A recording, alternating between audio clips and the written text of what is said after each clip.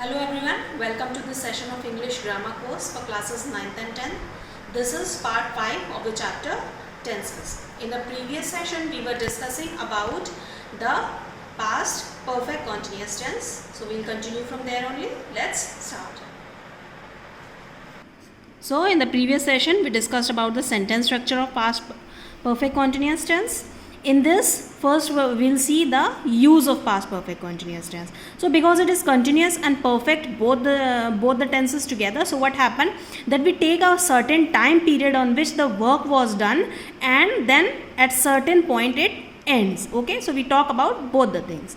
For example, when she came to meet me in December 1980, I had already been awaiting her for 3 years. So what is happening here?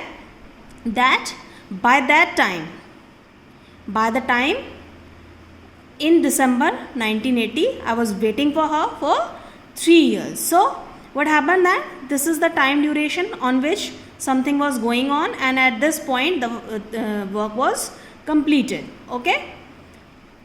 Now as we move further to see another example, at that time we had been practicing for 2 years. So again the work was progress in this time period, and at that time what happened, it finished. Okay, so first we'll go through the affirmative sentences, different kind of sentences made with the help of this tense. So affirmative sentences: he had been reading the book since morning when I visited him. Okay. Negative, again with the not: he had not been reading for 2 hours. Again notice where the not is used in between of the two auxiliaries. Okay. She had not been doing her work for 3 days. Interrogative sentences: again the first auxiliary has been shifted in front of the subject. Had he been playing for 2 hours? What had you been doing since Monday? Okay. Now let's quickly move forward to future tense. In future tense, I am sure you all know that it is also subcategorized into 4 types: simple future, future continuous, future perfect, and future perfect continuous. So we'll start with simple future first. What we'll do here is that first we'll discuss about the sentence structure. We all know simple future, it is written in this way: subject plus will shall plus first form of verb. They will arrive soon, she will sing a song. For the uses, as for the uses, we all know that it first of all it refers to some future action. For example, I shall meet you tomorrow, they will do it. Okay. And also for assumptions and probability, if you want to assume something or if there is a probability we are showing in a sentence, then also simple future is used. For example, this will be the book you want, I suppose. This will be the postman, I think. Okay, so for assumptions and probability also we use simple future tense. Now quickly we'll go through different types of sentences we frame using the simple future tense. Affirmative sentence: he will come today, she will eat mangoes. Okay.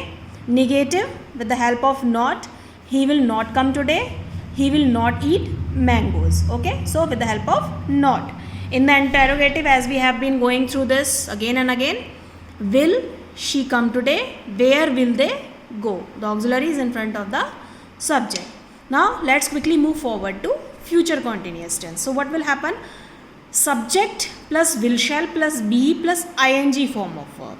They will be digging a hole, she will be singing a song.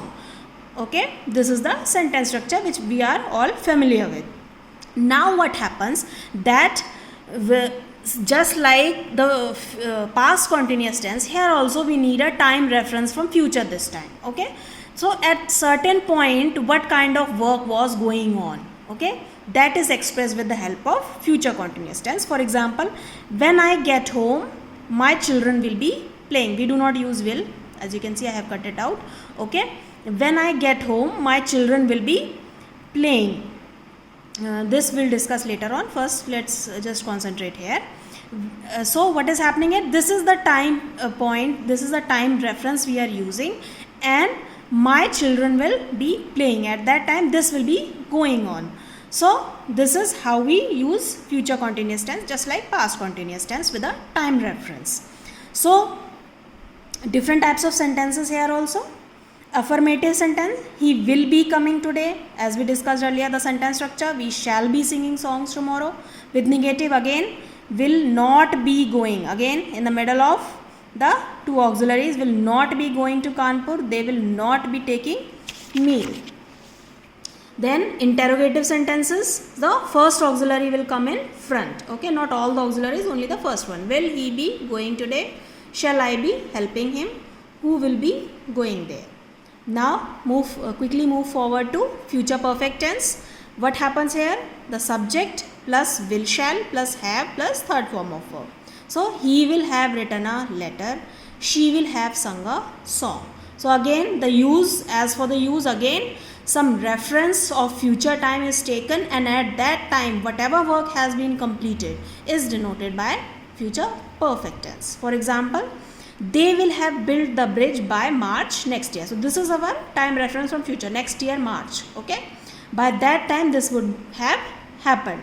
Before you go see him, he will have left the place. Okay, again time reference, and he would have done that by that time.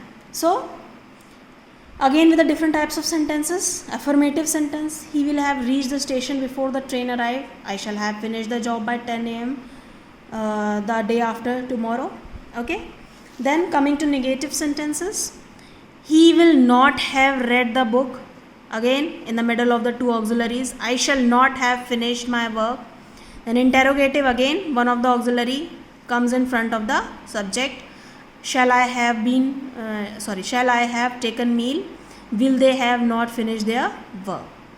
Now let's quickly move to future perfect continuous tense. Again, the sentence structure we all are well aware of. Subject plus will shall plus have plus been plus ing form. Again, been is used because the main verb is in ing form, not in the third form as we do in perfect tense normally.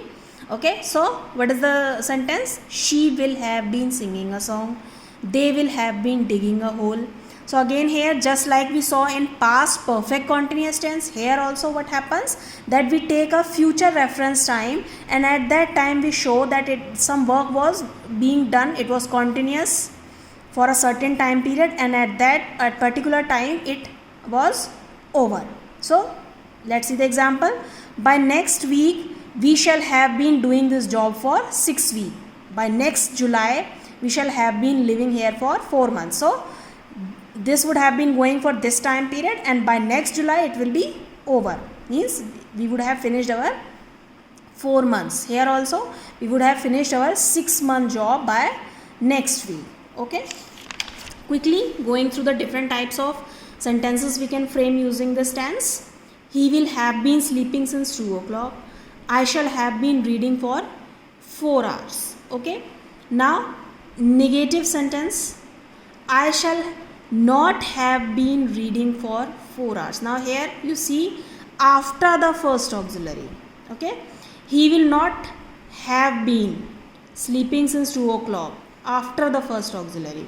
In interrogative also again, first auxiliary will come in front of the subject. Will he have been reading for 4 hours? Will they have been sleeping since 2 o'clock? Okay. Now we'll go through the use of tense in a time clause. We'll see how a tense is used in a time clause. A time clause, you all know, you have read clauses in your junior classes. So you all know time clause tells about the time of the work being done. For example, let's read through it. A time clause is introduced by the following conjunctions: after, before, when, while, whenever, till, until, since, as soon as just as I was telling you that it tells the time. So, what happened? The future tense is not used in time clause. We will go when you come back. As I told you while I was discussing the future continuous, I told you that we'll discuss about it later on. So what is happening here? We will go when you come back. Because it is a time clause, what will happen? We will not use future tense here. Okay. So we will go when you come back. So it is wrong to say we will go when you will come back. Next is the perfect tense is generally used after in the time clause, used with after in the time clause. We shall start studying after the guests have left. So with after, if there is an after in the sentence, if we are using the conjunction after, then the perfect tense is used. We shall start studying after the guests have left. Okay, so with this we come to the end of the future tense as well. We'll discuss a certain timeline in regard with tenses only in the next session. Till then, take care of yourself and goodbye.